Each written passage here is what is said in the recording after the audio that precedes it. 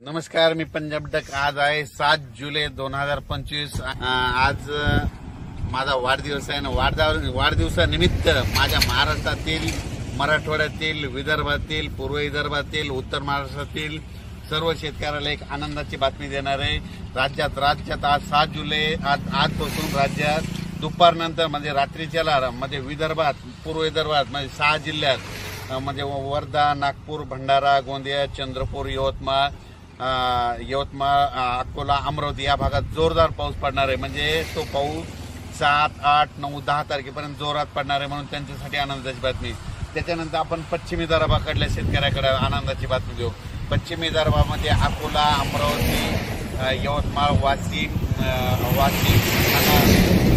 या 5 जिल्ह्यासाठी त्यांना सांगू इच्छितो, तुमच्याकडे 7 जुलै, 8 जुलै, 9, 10 जोरदार पाऊस पडणार आहे। त्याच्यामध्ये कोणी वंचित राहणार नाही, म्हणून हा अंदाज लक्षात घ्यायचा। त्याच्यानंतर आपण मराठवाड्याकडे वळू। मराठवाड्याकडील नांदेड, यवतमाळ, हिंगोली, त्याच्यानंतर परभणी,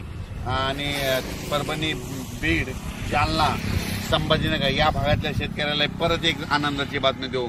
म्हणजे नांदेड, हिंगोली, परभणी, बीड, जालना, संभाजीनगर ह्या पट्ट्यातल्या शेतकऱ्याला सांगतो, आज रात्री 7 जुलैला रात्रीच्याला जोरदार पाऊस पडणार आहे।